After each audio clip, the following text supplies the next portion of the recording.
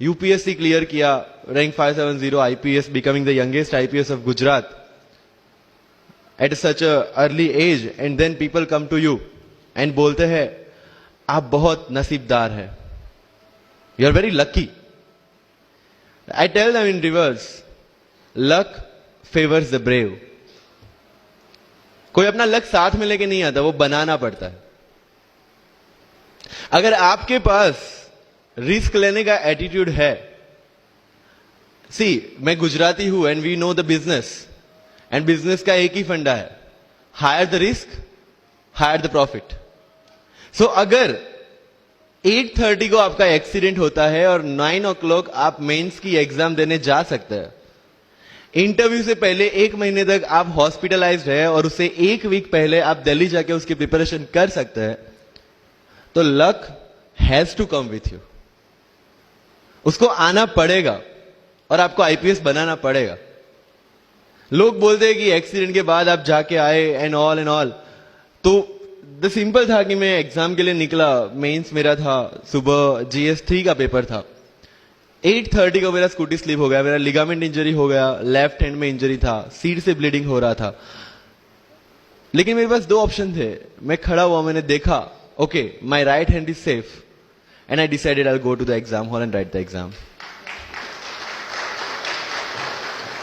मेरे पास 2 ही ऑप्शन थे, या तो मैं वहां से उठ के रोने लगूं, यार मेरे साथ ही ऐसा क्यों हुआ, मेरा एक्सीडेंट हो गया, मेरा मेंस खराब हो गया, और हॉस्पिटल जाओ. या दूसरा ऑप्शन था कि मैं देखूं कि मैं 3 घंटे और सर्वाइव कर सकता हूं. हाँ कर सकता हूं. मैं मेंस के लिए एग्जाम हॉल में गया.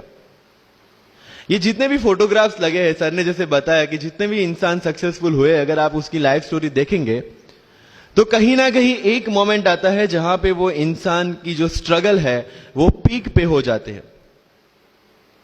वो इस मोमेंट पे आपको डिसाइड करना है कि आपको वहां से यू टर्न लेना है या आपको वहां से आगे निकलना है. इन सब लोगों ने डिसाइड किया कि उनको वहां से आगे निकलना है. एंड दैट इज द फंडा ऑफ लाइफ. सक्सेस उन्हीं को मिलता है जो इस स्ट्रगल वाले मोमेंट से आगे निकलने की सोचता है. जब भी आपको लगे कि आपके सिर पे बहुत मुसीबत है, जब भी आपको लगे कि आप हर तरह से गिर चुके हैं, जब भी आपको लगे कि आपके पास कोई ऑप्शन नहीं है, तब एक चीज आप अपने दिमाग में लाइएगा कि यही मोमेंट है जहां से आपकी तकदीर बदलने वाली है.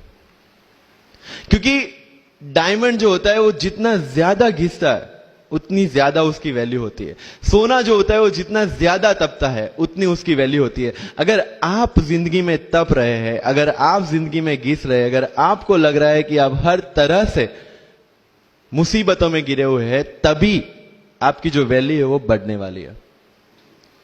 और यही मेरा एटीट्यूड रहा है. लोग बोलते हैं कि तुम्हारी फाइनेंशियल कंडीशन ठीक नहीं थी, पापा इलेक्ट्रिशियन थे, मम्मी हाउसवाइफ थी, डायमंड के कारखाने में काम करती थी, उसके बाद उन्होंने मैरिज में रोटियां बनाने का काम किया और उस तरह से मैं पढ़ा. लेकिन जब मुझे पूछा जाता है कि ऐसी कौन सी चीज है आपकी लाइफ में जो आप बदलना चाहते हो, एंड आई सेड नथिंग.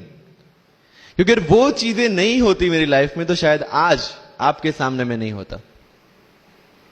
तो अगर लाइफ में प्रॉब्लम्स है, अगर लाइफ में स्ट्रगल है, जैसे सर ने बोला है struggle is a part of life, and I strongly believe in that. क्योंकि अगर हम दिल्ली में थे, मेरे दोस्त के साथ में निकला बाहर घूमने, तो बोलता है यार ऐसी लाइफ चाहिए, कोई मगजमारी नहीं, आराम से बैठते पूरे दिन एसी वाले कमरे में, बहुत सारे पैसे है और कोई टेंशन नहीं, ऐसी लाइफ चाहिए मुझे. मेरे पास ऑप्शन है. बोलते क्या? बोला देख सामने एटीएम का रूम दिख रहा है, एसी वाला कमरा है, बहुत सारे पैसे, कोई मगजमारी नहीं, जॉब ले ले. क्यों IAS IPS में दिमाग खराब कर रहा है?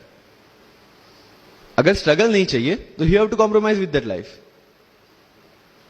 जब भारत वर्ष का सपना चंद्रगुप्त ने देखा, चाणक्य ने देखा, और उस भारत वर्ष को बनाने के लिए जब ये संघर्ष जारी था, और तब नंद के राजा धनानंद की डॉटर दुर्धरा से चंद्रगुप्त को प्यार हो जाता है, और जब चाणक्य उनको बोलते कि नहीं तुम्हें उससे दूर रहना है, तब चंद्रगुप्त बोलता है आचार्य कभी कभी सोचता हूं कि जिंदगी में या ये भारत के सम्राट बनने के लिए इतना त्याग, इतना बलिदान ना देना होता तो.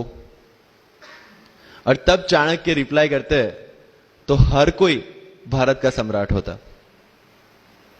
This is the fundamental rule of life. अगर आईएएस बनने के लिए, आईपीएस बनने के लिए सैक्रिफाइस करना नहीं पड़ेगा, अगर उसके लिए आपको त्याग नहीं करना पड़ेगा, तो आज पूरे इंडिया में हर घर में आपको आईएएस आईपीएस मिल जाएंगे। So when you are entering into this game of UPSC or MPSC, make sure that you have to sacrifice anything which will take you to your goal. लेकिन प्रॉब्लम ये है कि हमें टेंशन होती है, यार दोस्त की एंगेजमेंट है, उसकी बर्थडे पार्टी है, उसकी शादी है, अटेंड नहीं करूंगा तो बोलेगा मैं तेरी शादी में नहीं आऊंगा, एंड ऑल। लेकिन बिलीव मी, जब आप आईएएस बन जाओगे, वो सामने से याद दिलाएगा, भाई इनविटेशन कार्ड नहीं भेजा तूने। समझ रहे हो? तो जो कुछ भी इसके लिए सेक्रीफाइस कर रहे हो, वो जब आप उस पोस्ट पे पहुंचोगे, सब कुछ वर्थ है, सब कुछ। मेरा इंटरव्यू था यूपीएससी का, मुझे एग्जैक्ट डेट याद है, 23 मार्च को मेरा इंटरव्यू था। 20 फरवरी को मुझे हॉस्पिटल में एडमिट किया गया क्योंकि मुझे इन्फेक्शन हो गया था बॉडी में, एंड बहुत हाई फीवर था, तो आईवी के अलावा कोई ऑप्शन नहीं था। 1 मार्च को ठीक होके मैंने सोचा चलो दिल्ली निकलते हैं। 2 मार्च को मैं दिल्ली पहुंचा। 3 मार्च को वापस से टॉन्सिलाइटिस का अटैक होने की वजह से फ्लाइट लेके वापस से पालनपुर, अहमदाबाद, अगेन हॉस्पिटलाइजेशन। 15 मार्च को I got relieved from the hospital. 16 मार्च को मैं दिल्ली पहुंचा, और 23 मार्च को I gave my UPSC interview. तो 1 महीने का हॉस्पिटलाइजेशन। उसके बाद जब दिमाग में ये था कि मेरे साथ जो लोग इंटरव्यू दे रहे हैं वो 1 महीने से प्रिपरेशन कर रहे हैं, एंड 1 महीने से मैं हॉस्पिटल में था, again I thought this is the moment to prove your self. I went to the interview, और पूरे इंडिया में 2nd highest marks in interview. This is not to say कि मैंने कितना अचीवमेंट लिया, this is just to say UPSC is all about this.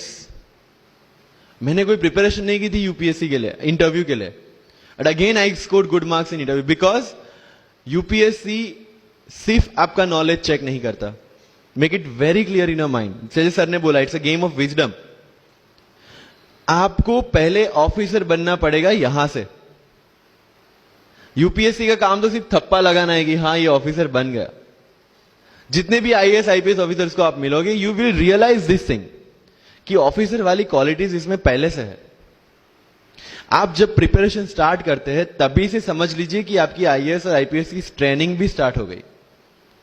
Because जो qualities आपको चाहिए as an officer, as a IAS, as an IPS, क्या qualities चाहिए? First of all confidence, कि जब आप उस सीट पे बैठते हैं, आपके सामने कोई भी क्वेश्चन आएगा, you will be able to handle the issue.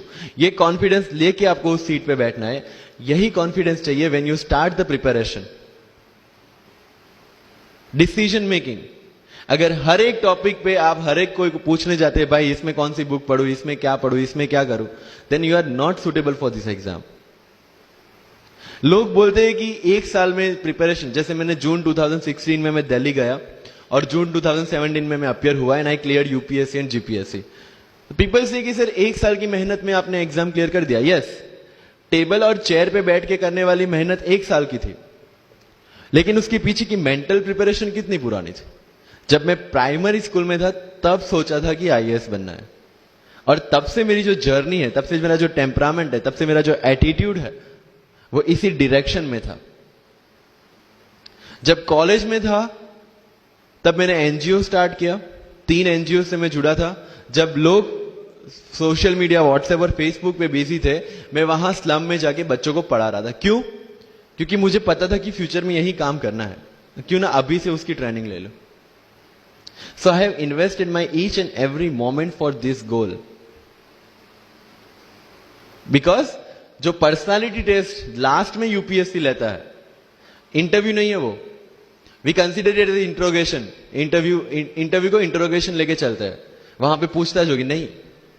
अगर यूपीएससी के इंटरव्यू में 10 में से 9 क्वेश्चन के आंसर भी आप सॉरी सर और sorry ma'am, I don't know कह के देते हैं, उसका कोई इंपैक्ट नहीं पड़ता।